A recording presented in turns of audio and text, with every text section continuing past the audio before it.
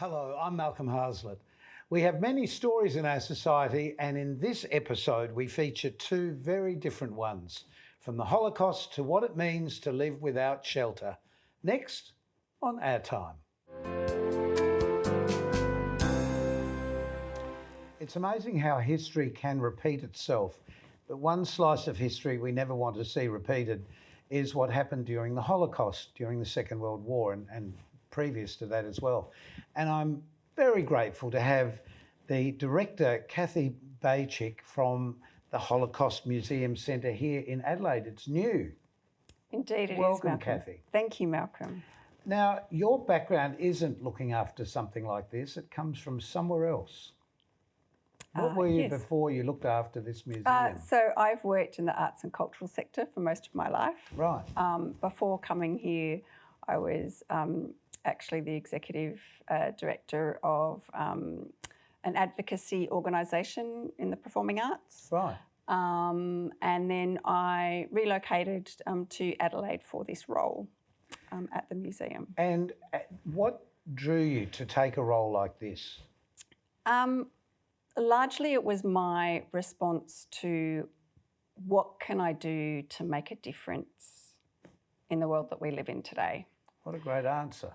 And this really is, because history does repeat itself, and we desperately need to remember the bad things as well as the good so that we don't let it happen again. Indeed. And in recent times, I've sort of had a saying of recent times and turmoil and things that we've been experiencing throughout the world. It's sort of same, but different. Yes, certainly what the USA has gone through has been terrifying in many ways, and the reaction has been terrifying, and pockets of that Nazi logic that you see in a civilised country like that just seems ridiculous, doesn't it? It is indeed. So the museum was funded through... So the museum initially had generated support through philanthropic funding. Mm-hmm.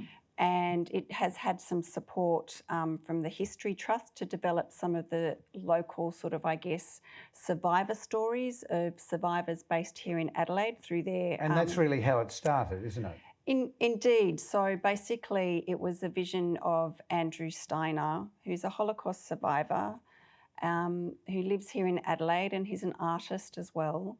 And he's been self-funding Holocaust education by going around to schools and sharing his story of survival for the past 30 years. And he felt that it was really important. He's getting to that stage, like most of the survivors today that are still living are really getting towards that end of life. And he wanted to ensure that there was a legacy.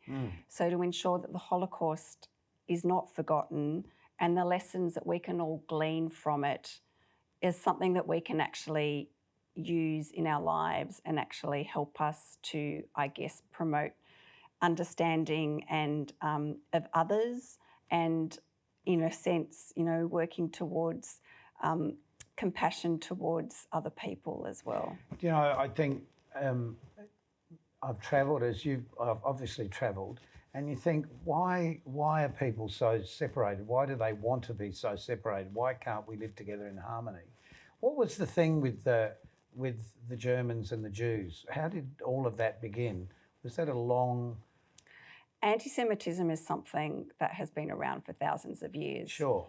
And literally, we got to Germany in the 30s because of the background in terms of political anti-Semitism, historic anti-Semitism and religious anti-Semitism. Not unlike what's really happening in the world again. Exactly, and it's also too something that happens today. So there are a lot of parallels. Back in the medieval ages, the Jews were blamed for the plague. Mm-hmm. One of the theories that have been spouted about COVID is that it's, yes, a Jewish plague. I've heard that one, yes. As well as the Wuhan virus or the Chinese virus. And I don't know why, what it is, why we develop these biases. And I guess in a sense it's because we develop behaviours and responses to things that we hear in our environment. And is it fear? Do you think there's fear, uneducated fear? Is that a better way to put it? It's fear of the other and fear of the unknown and fear of something different. That's a lack of education. Indeed. But we all live on the same, block of rock, really. Indeed. It's like, get over it and move on, be nice to each other. Now, here in South Australia, obviously people who were lucky enough to escape either prior to the Second World War, I guess not many escaped during the Second World War. There are people that did, escape through various means or, were in hiding. So the famous story of Anne Frank, yes. That was a common scenario. On my mother's side of the family, they grew up in hiding. So is this what drew you to take this job?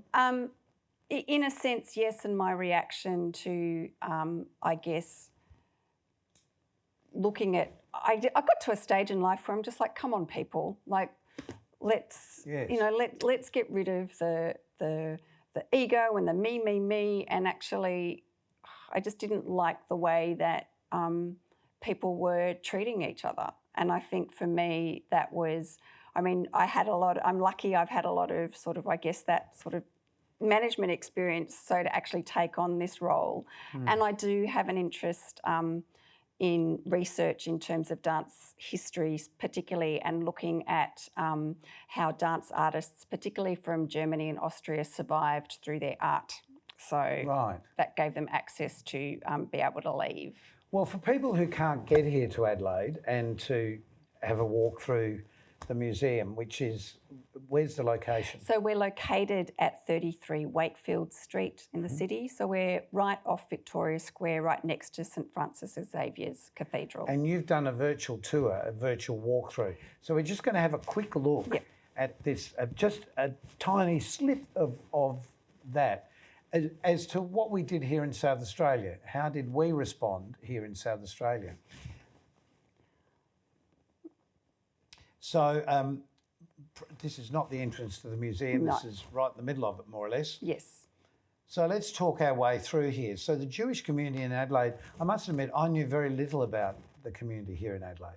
It's one of the smaller communities in Australia, and the community here did support before the war broke out a number of... For the people that were lucky enough to realise this is going in the wrong direction for us. So they took in a number of, particularly like young people from, predominantly from Vienna, from Austria, from Germany, and looked at how they could sort of, I guess, support them. There was an interesting local story which we're in the process of finding out more and trying to trace some of the young Jewish men that went out to the industrial farm out in the Kaipo forest. Right. So there are sort of these little sort of gems that a lot of people don't know about. So obviously... And these photos from Auschwitz. So this is the Auschwitz Album here. So this is a section within the museum that actually takes you through the whole selection process and what happened to people. And so it is a pretty, I guess, traumatic, not traumatic, but I guess a moving experience to actually connect with what actually happened and actually seeing the real sense that these were people. And throughout our exhibition, throughout the exhibition, I guess in a sense, Malcolm, what we do, because the Holocaust as a subject is a lot of facts, numbers, etc. But what we try to do is to actually build that connection and that personal connection. Our curator, Pauline Cockrell, has really been clever in the way that she's interweaved stories of the 6 survivors who were Adelaide-based, who were selected. So you actually have these touch points throughout the museum where you can connect with one of those local survivors by actually engaging with what happened to them at this point. Is that them talking or...? Not that them talking, it's just a little block in terms of just a little bit of a quote or two, and an image. Unfortunately, we were developing our museum in the throes of the COVID sort of lockdown, everybody's etc. had the same issue. So at that time, we were quite hesitant to really explore the use of digital technology and interactive technologies because we just didn't know what was going to be on the other side. Right. But these things grow, don't they? Absolutely. And more stories are coming in. In fact, just before we did this interview, I saw you madly typing away and you said somebody had contacted you via Facebook. Yeah, indeed. So we're actually uncovering a lot of hidden stories. So we have a project. So Pauline, our curator, is picking up on some of the stories that she started to find out about before COVID hit, because she couldn't actually do the research to incorporate them into the museum and exhibition. So we're hoping that she can continue to explore those stories and to sort of, I guess, explore the hidden stories to reveal them. And I'm sure there are a lot. Look, if you have a story, get in contact with the Adelaide Holocaust Museum Centre, and I'm sure Kathy will be there to help you, or some of the other people to guide you as to what they're looking for. You've got a Facebook page? We've got a Facebook page and a website. So the website is AHMSEC, which is AHMSEC.org.au. And then also to the Adelaide Holocaust Museum Steiner Education Centre Facebook page as well. It's for everyone to check these things out so that these things never happen again. And we'll be back with a completely different story in just a moment.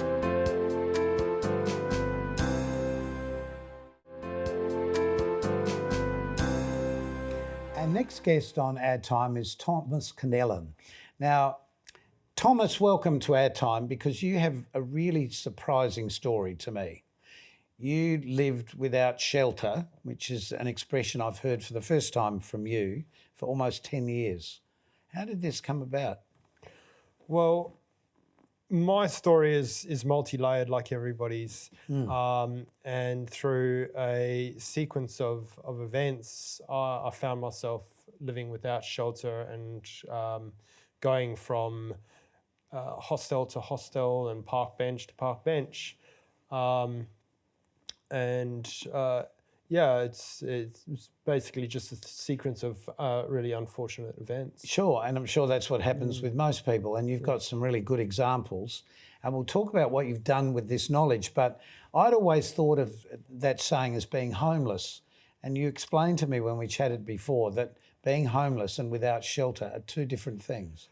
Well, two different things to maybe two different people. And the reason I am careful with the language I use, and I chose to the term unsheltered, is mainly to be respectful to take the First Nation people, for example, who identify home as country.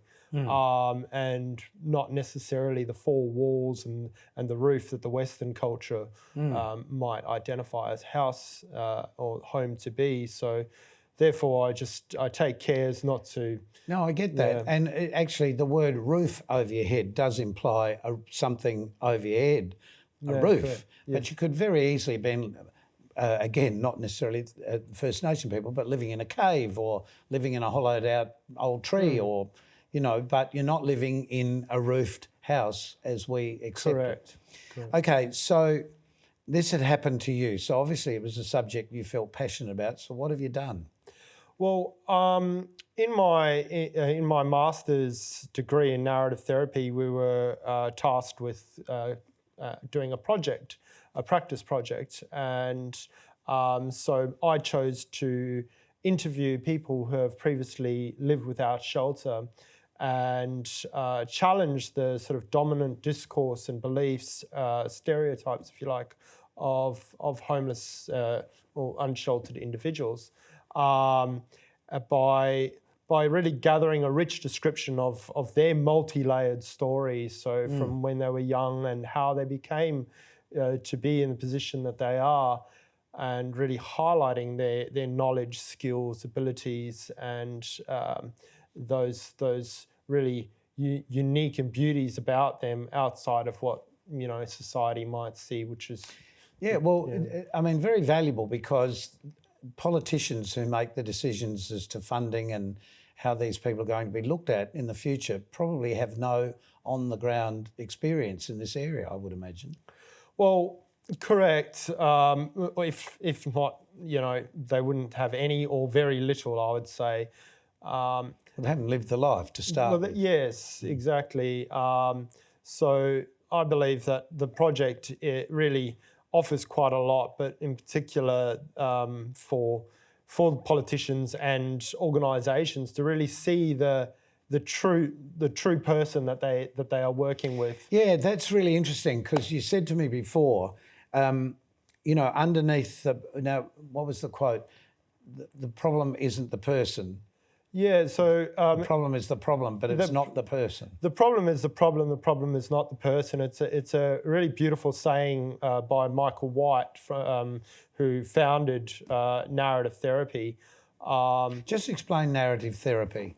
So, narrative therapy. How do you do that in 3 simple words? Well, the problem is the problem. The problem is not the person. That is narrative therapy, basically, in a nutshell.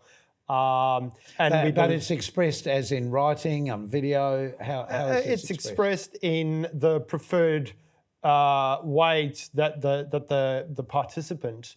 So in my project, people were offered different ways of telling a story outside of just the recorded.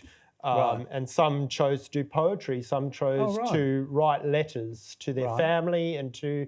I had one individual to explain what happened to them, the letter to the family? Yeah, and just to explain themselves. So the actual project is titled Adelaide Through a Homeless Lens. So it's really about portraying their story, to the public or to whoever will listen, from their perspective. Right. And the bloke that wrote the letter was a highly skilled welder, for instance, and again just found himself in the situation through a sequence of events. See, we don't. If we're living a comfortable lifestyle, we don't realise usually how quick the wheels can fall off. It could be through an accident. It could be through breakup of a relationship, family.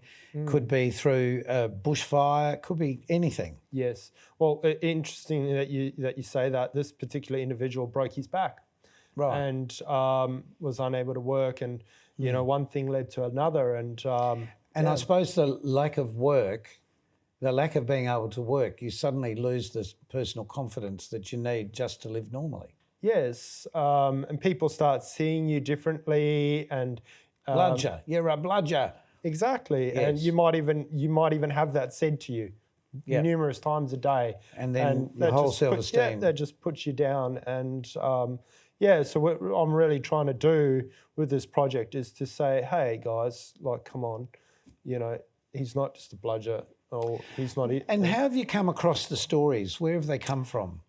So I was able to pick some people quite easily because my personal experience of living without shelter. So I chose some friends of mine, but I'm now linking with people like St. John's and Hutt Streets, St. Vincent's de Paul's, and so different organisations.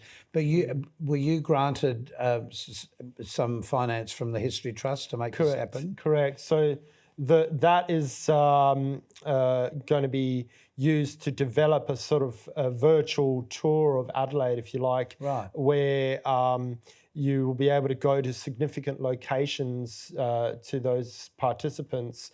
So say East Terrace or West Terrace, for example, where they might have slept, and you'll be able to listen to some recordings. Would this be First Nation people or just both? Anybody? So anyone who wants to participate and meets the criteria. So you'll be able to go to those locations and then hear audibly their stories. And I'm just trying to remember, there was an American program about Tales of the City, was in the voiceover at the beginning, something about these are the tales of the city. And actually we don't know very much about the cities we live in. We don't really know much about the people who aren't sort of high on the hog, the people that are struggling at the bottom, because as a society we tend to want to turn our backs on those, the old saying, there by the grace of God go I sort of thing. you know. Yeah. So it makes you sort of realise we know so little about why this happens to people. Correct. Yeah. And again, it's really, you know, multi-layered stories, and being able to see past just the problem-saturated story, if you like, which is like you said, maybe the bludger or the person who just doesn't want to work, or drug addict, or whatever the case might be. Yeah. Why did this happen, and what led to this? So what got you out of it? So I made a very, you know, cognitive choice in my head that I didn't want to live this life, and I came from a family that believed differently for me, and I went to university, and I just believed that, you know, all the things that I had gone through in my life were not in vain. I'd gone through some terrible things, and I wanted to use those skills to help people that were potentially going through similar or the same problems. You don't know how to help somebody unless you've experienced it yourself.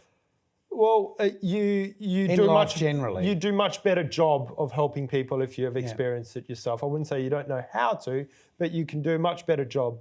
Yeah. You can observe, but you can't feel those feelings that you must have had. Where am I going to sleep tonight? Correct. Yeah. And in the summertime, that's not so bad, but in the wintertime, yes, it can be quite difficult. It can be quite difficult. So the end result of this is, as you said, that it's going to be used within the History Trust. You're not there yet with the completed project, but you will be soon. Yes. And then there'll be information available through the History Trust as to how to access that. Correct, yes. Great to meet you. Can you stay around till the end of the program? We'll have a little bit more of a chat, and we'll have a chat with you then too. We've got to take a break.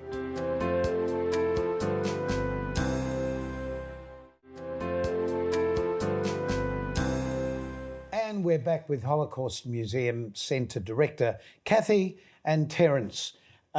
Just talking about the museum before we go, the address again is? 33 Wakefield Street, Adelaide. And if people have a family member, perhaps passed, or the memories of or recorded history of that came from that time period, to please get in contact with you? That's right. That's correct. Are you looking for anything specific?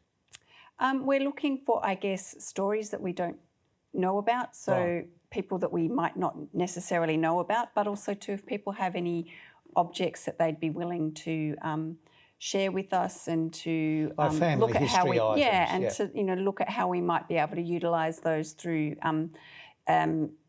digital sort of engagement and that sort of way. Or that some of the things may be meaningless now, but have a great deal of meaning when put in a museum context. Yes. Indeed. Yeah. Okay. Right. Terence, so the result of your work, as we said before, is probably going to be seen all around Adelaide, that you'll be able to just log on perhaps with your phone to find out what happened there. Correct. So we're aiming to develop somewhat of like a phone app where you'll be able to scan maybe a QR code, and that will take you to the different locations where you'll be able to hear the recordings of the participants and the stories that they tell connected to those locations. And whilst this is specifically about Adelaide and South Australia, I guess in Victoria you will have exactly the same sorts of things, and there might be somebody inspired by seeing you doing this to take up the gauntlet and do the same. Correct. Well, I believe that's the point of research, is to be able to replicate it. So I'd like to be able to see it replicated everywhere. Absolutely, yes. People are welcome to do so. And they are our stories, maybe negative, but they're still our stories. Yeah, correct. Thank you, both of you, for being on this episode, both because of what the History Trust has been able to achieve with funding for you both. Good luck in the future, and we'll see you soon. So keep yourself nice until then. Bye.